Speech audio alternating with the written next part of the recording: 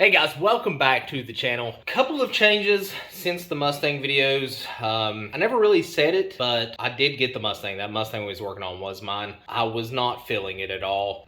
So we kind of shipped it down the road. Did the exhaust, did the couple other little things, and we sent it away. So we did get a replacement car for that. I did trade it instead of selling it, but I'm going to do a review on it. I'll kind of give you a little bit of a backstory on it, I guess. So got the Mustang, did the exhaust, did the GT500 spoiler, did the Icon Motorsports lower diffuser. Wasn't really feeling that car. I think mostly because it was an automatic. Not hating on the automatics at all. I just like shifting gears. So ended up trading it for a 2010 Camaro SS. It is aqua blue metallic. It was making a noise in the engine, but with the miles and everything on the Mustang, and there's only 61,000 miles on the Camaro, and it had a cam, all this, it was a pretty even trade. I did have to tear into the motor. We always have it back together. I'll show it to you.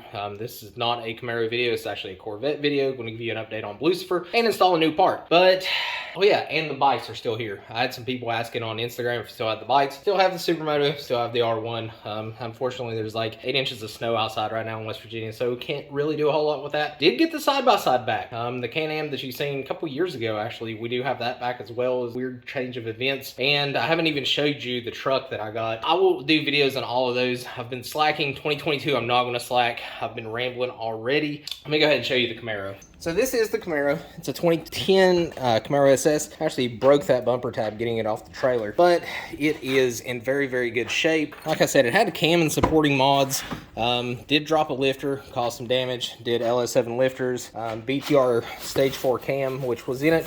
This is the new one. It had the old one in it. So shout out to BTR, Steven and Brian over there for hooking me up with all of this for a very, very good deal. Just waiting on some rocker arms from them now. But it is a manual, already has the MGW flat stick in it, which I absolutely love. It's the exact same shifter, even down to the shifter being blue as is in Lucifer. Haven't done a lot of videos on this car since it's been done, but it's been all over Instagram. But I'm going to feature it more on the channel because it's absolutely amazing. If you all have forgot, this is my 2006 Corvette Z51.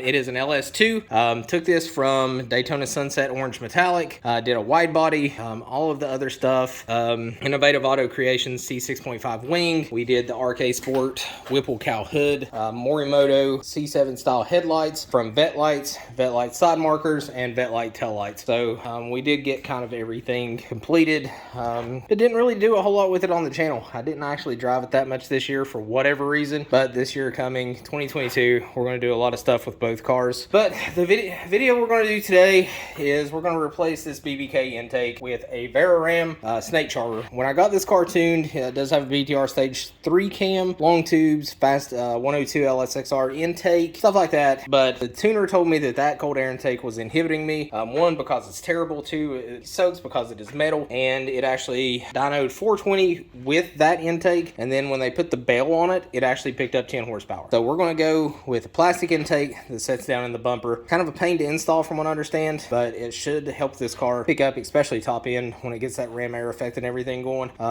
It should get it back to about 430 wheel where it should be. The car is kind of filthy right now. I hate working on a dirty car, but that's what we're going to do today. Literally had this intake since like September. My girlfriend's birthday, we went to the beach. I actually ordered it while we were there and had it since then, but never even opened it yet. So you're going to see it for the first time along with myself. Stool is rolling. All right, guys, so there is the intake, and it's already exactly how it sets in the engine bay.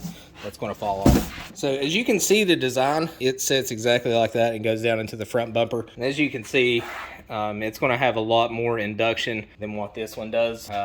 If anybody wants this, pay shipping and it is yours. I will ship it out to you and you can have it for free. If you're local to me and you know me, just swing by and pick it up. But I guess our first thing is getting rid of this intake. So let's go ahead and get that took off. All right, so first thing we need to do, unhook the mass air. I need to get an 8mm. I think these right here are just made onto this. So we should just have to pop those off. And just like that, we have this heavy BBK cold air induction intake removed. This thing is trash. I don't recommend it to anyone, but if you want it, pay shipping and you can have it. There is probably, I would say, a 7-pound difference between those two.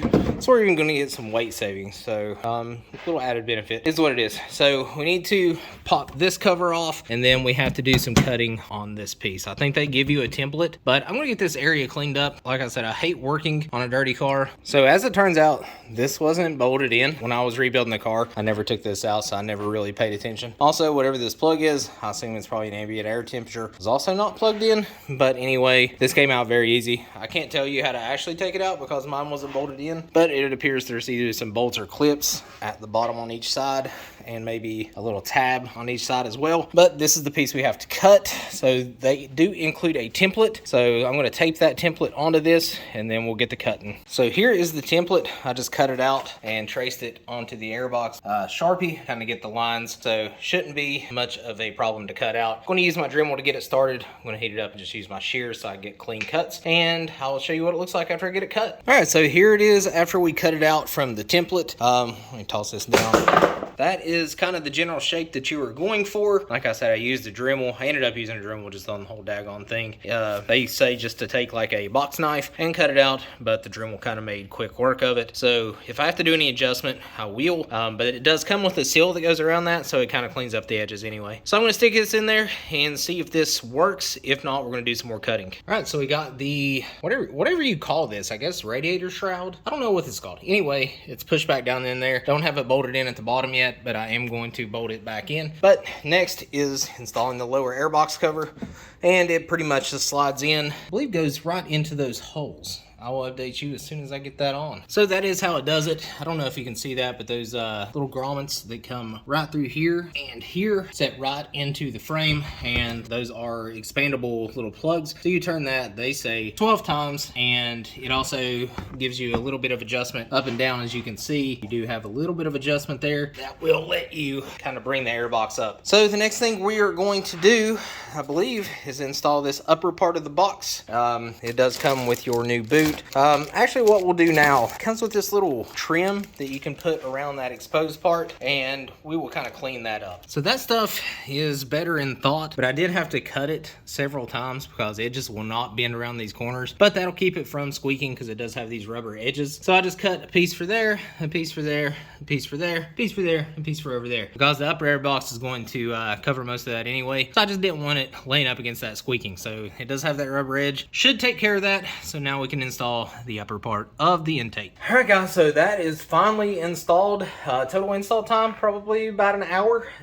Could be done in less. Kind of tinkered around, ended up wrapping over that bad sticker and then put the Vararam sticker over top of it. But that is, oh Lord, I've got to straighten that clamp up. All right, so that's a little bit better. But anyway, there is the completed intake, and if you don't know, it comes down and feeds literally straight from the bumper. So you definitely should get a little bit more airflow. It is lighter than that piece of trash, and it should stay a little cooler than that. So hopefully when I get another dyno session in for this car, we pick up that extra 10 horsepower, because like I said, there's a 10 horsepower difference from that to just the bell mouth intake. So the Vararam should cure those problems. Guys, if you like this install, if you like the Camaro, if you like the Vet, if you like everything, we're gonna be doing a lot this year. 2022 is gonna be so much fun. I've been real inconsistent with posting and everything, but I'm gonna get over that in 2022. I've kind of got this phobia of like filming out and about around people, but we're just gonna have to get over that. If we're gonna do this thing, we've got to get over it. So smash that thumbs up button, subscribe to the channel. I think we're like at 5,600 now. I'd like to get 10K soon. So if you're watching this, if it helps you out, if you're interested in it, subscribe to the channel. I'll see you on the next